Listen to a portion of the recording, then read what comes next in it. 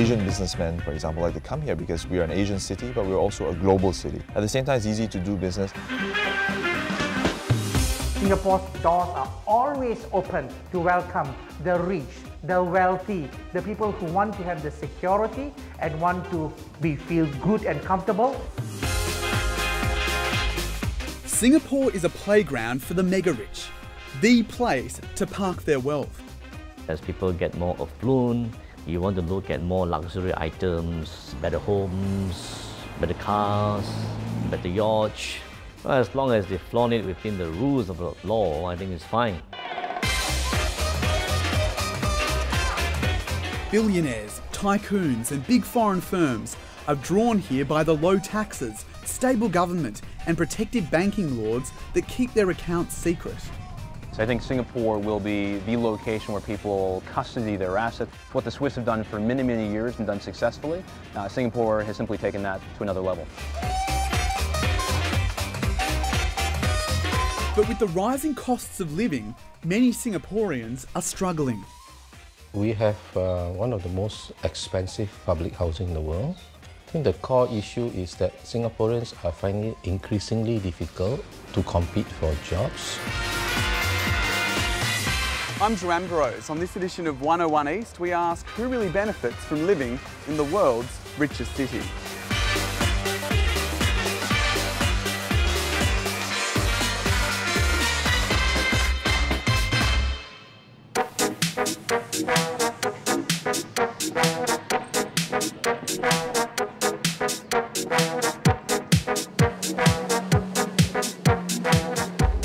There's no shortage of style or fun in the sun at the Singapore Yacht Show.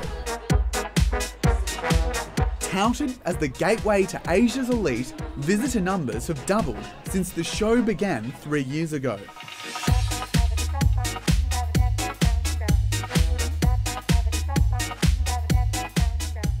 Surely Singapore is becoming one of the most important hubs. We have a lot of new clients, a lot of new entrepreneurs, and a lot of new high net worth individuals which are just now thinking that a boat, a yacht can be part of their luxury living.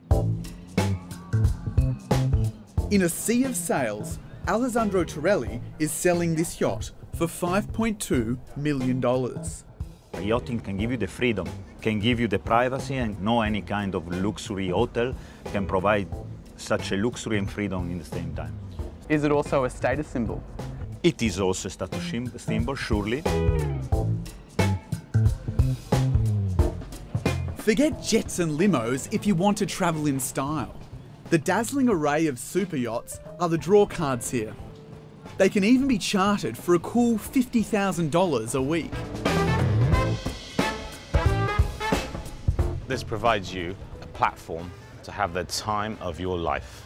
People are now becoming more aware of their surroundings, and I would argue that Southeast Asia has some of the most beautiful coastline in the world.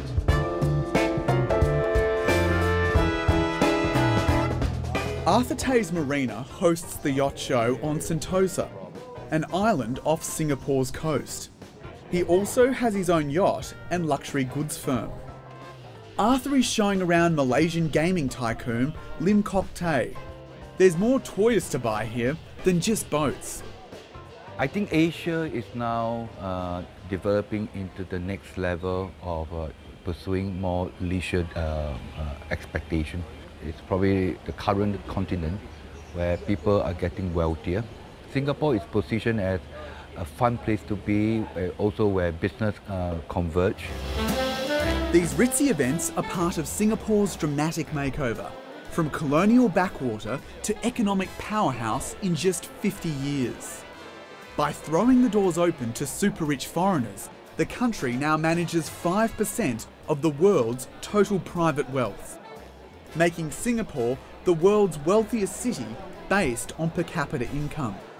It's very clear that the efficiency part, the clarity that our government leaders have said that we want to position Singapore as the premier hub for everything to happen here. Relative to the size compared to India and China, we play a very strategic role to be the jewel in the Southeast Asian market. Some of the wealthy tycoons with a presence in Singapore include Facebook founder Eduardo Saverin, Australian mining magnate Gina Rinehart, Malaysian entrepreneur Ong Beng Seng, and prominent US investor Jim Rogers. The results of this chair has been tremendous. Is that one of your big sellers? Or? Yes, this is one of our top sellers right now. Some of Singapore's wealthiest business leaders think their homeland has a lot to offer. Ron Sim is the founder and CEO of a massage chair manufacturer, Osim International. With an estimated net worth of $350 million, he says Singapore's reliability and resilience to global shocks makes it an attractive base. If you look at Singapore, say last 30, 40 years, I think there's political stability, and that has led, to a clear culture, a clear vision, very pro-business, very effective. The things here works. Since starting his business in the 1980s, Ron has expanded his range of lifestyle and healthcare products. Today, 90% of his business is done overseas in 28 countries. But he doesn't want to move his main office to a cheaper base like Thailand. I mean, they have their weaknesses in terms of governmental change, the coups which impact their nations in some way. But there is another incentive why big businessmen base their empires here. In terms of taxes, I think Singapore is one, of the few, country like Hong Kong with low tax. I think the government here believes that, a competitive tax is important. Singapore's corporate taxation of 17% at the highest rate is low compared with other advanced economies.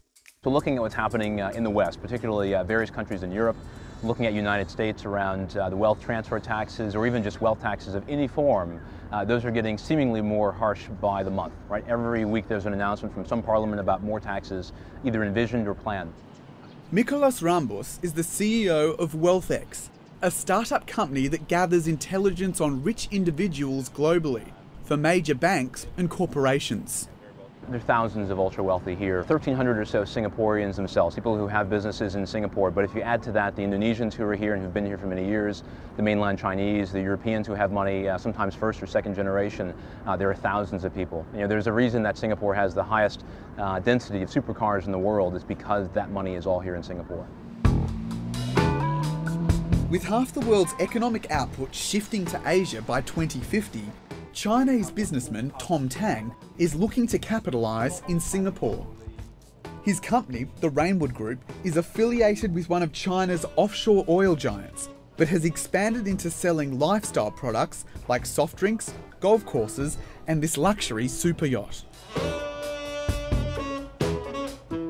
Why Chinese, the typhoon, and move to Singapore? Because there's a great percentage of the population in Singapore, and Singaporean, they are actually Chinese.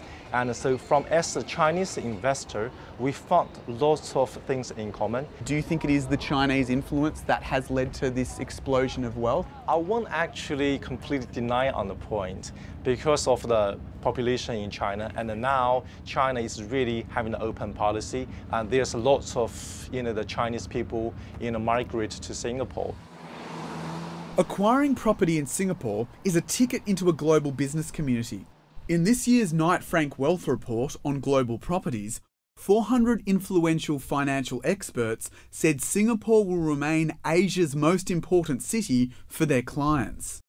We can't really say Singapore is a huge market in terms of the populations. Singapore is very easy for you to step in to formulate your product because of the whole country's system. But in terms of the luxury market, we actually taking a great advantage of the Singaporean these connections to the world. So we are still having a great confidence on that. Like many foreign companies, Rainwood is buying heavily into Singapore's property market. The company bought over 40 of these high-rise apartments at Hamilton Scott's, one of Singapore's most coveted addresses.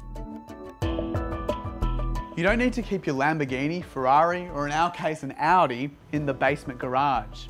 The best place to keep an eye on it is right here in the lounge room. So this is one. Property dealer Mohammed Ismail Ghafoor is showing me around another luxury condominium called The Sale, where floor space is $2,000 per square foot.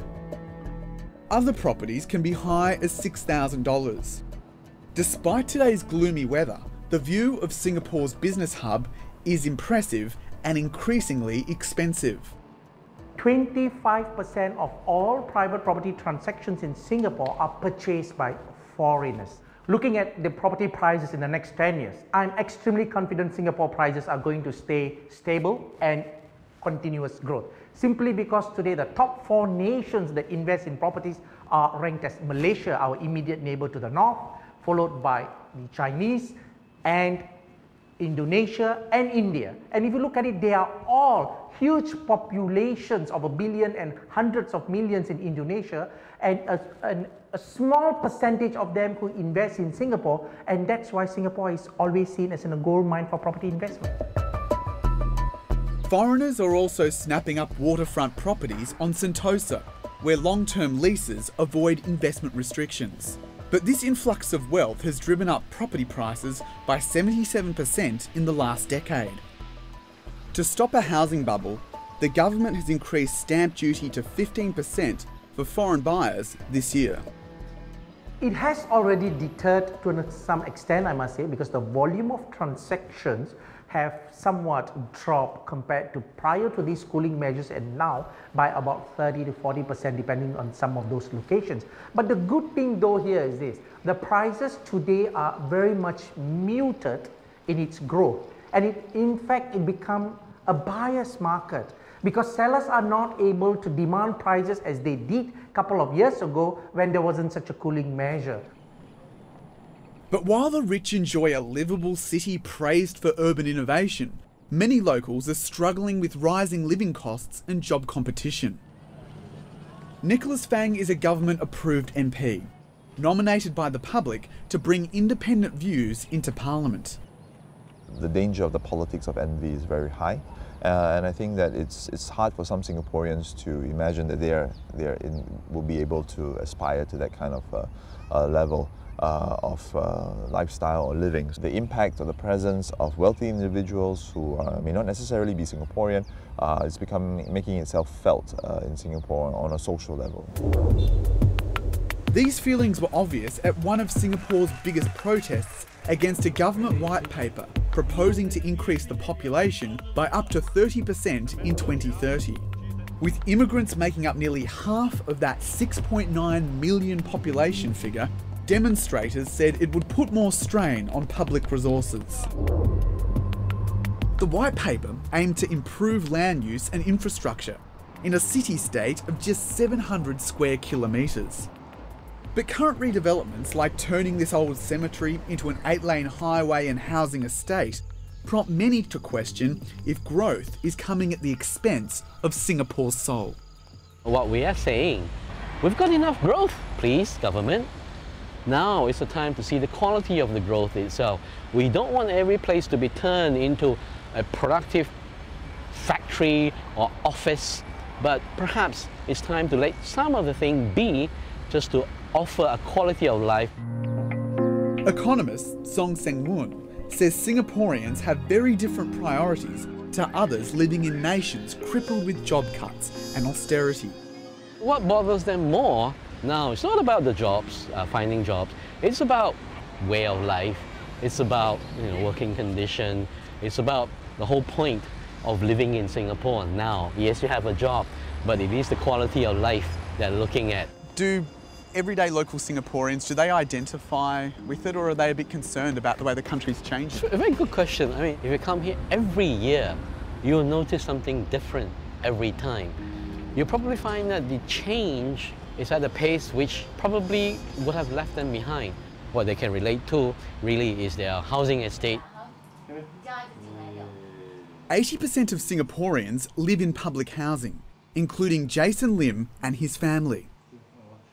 He says the public property market is unaffordable because of inflation and competition from foreigners with permanent residency. Many of the middle class are saddled with huge mortgages that take decades to pay off. I will be about 70. I can't retire unless something miracle happens. It's a lifetime thing.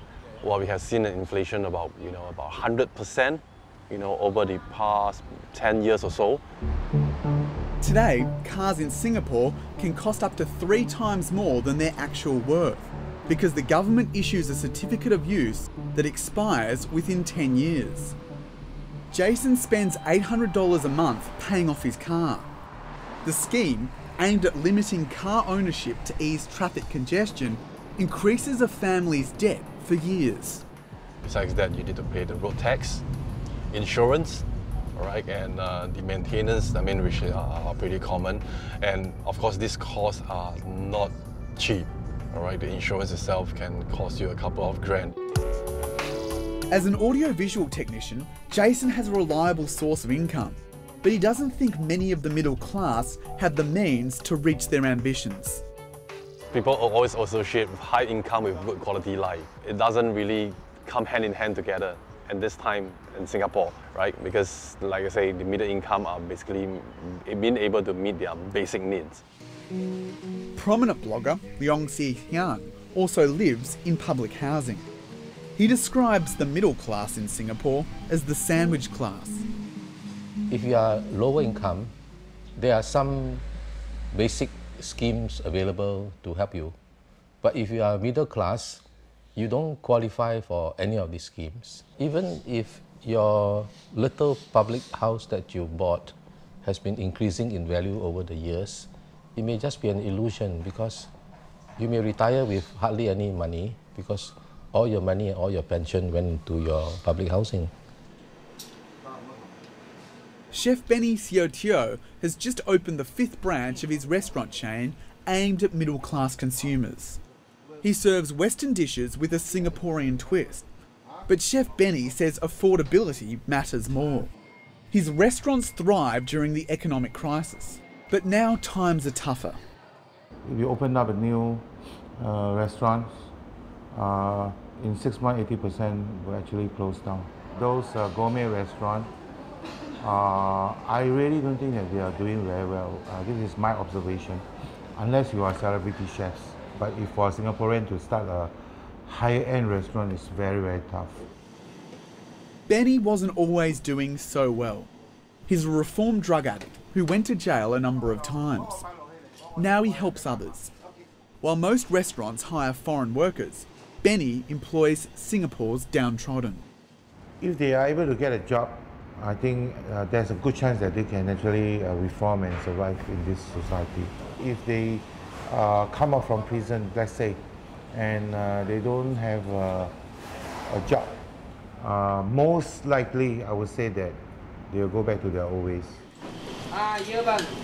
One of his chefs, Gwinder Singh, recently spent time in juvenile prison. He's noticed that life in the new Singapore is tough. The prices are already rising. I don't know what to expect in time to come, but I'm definitely not living in Singapore. No way. I was actually thinking of places like Malaysia, where it's like 2 times cheaper. The Kokor Street flats house one of Singapore's poorest communities. Resident Samsuri Mahari estimates 6 out of 10 people here are unemployed. Samsuri earns 600 Singaporean dollars a month, the equivalent of $480 US, doing odd jobs to provide for his wife and 6 children. He's applied for other jobs like airport cleaning, but he says the travel costs make it unaffordable. With the deduction of the transport and cost for my food, I'll be back only reach my family about $300 to $400 the most. I will waste a lot of time to travel. It takes me about 1.5 hours to go and come back. He set up an outreach group called Perkeg with other elders to address poverty on this estate. They help people like Sida Binti Yusof find government services or jobs. Sida has heart problems and lives in this one-room flat with her brother who suffered a stroke. Together they receive $280 US in government assistance. Is it okay if, let's say, this group, the support group, link you to other service that can assist with your economy?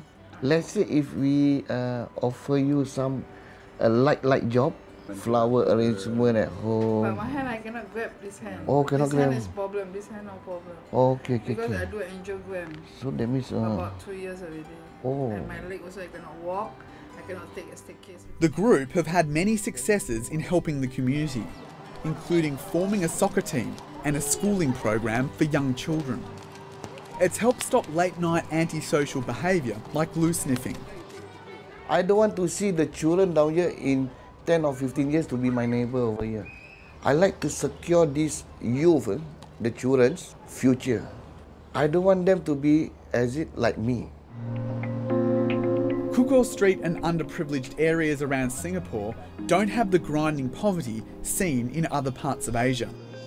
But as corporate pay packages rise here, wages among Singapore's lower classes have fallen by 10% over the past decade. Leong Se Hian says a larger social net is the solution to income inequality. The problem with Singapore is that we have so little basic social protection for the low income. We don't have universal healthcare, we don't have pensions, we don't have automatic welfare for people who are, say, disabled.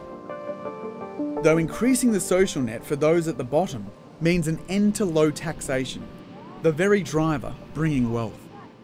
There's definitely more talk now of, given the income inequality that we're experiencing, to have more safety nets for especially the lower income segments of the society.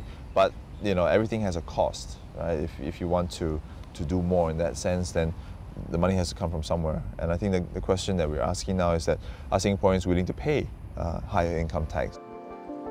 When it comes to the issue of a social net, Ron Sim can see both sides of the coin. Growing up in a struggling family of 7 children, he worked odd jobs from the age of 9. To pay for university, he sold door-to-door products, worked on construction sites, and waited tables at a noodle stand. I think it depends on how you tax the people. I think it's okay to tax people, which are making more money in a sense, but it should not be a direct tax. Like say consumption tax is good. It's okay to have more consumption tax in a sense. It's okay to have more transactional tax, for certain levels of people in certain property sector. I think that's fine. But in terms of corporate tax and personal tax, you do not want to drive the entrepreneurship away.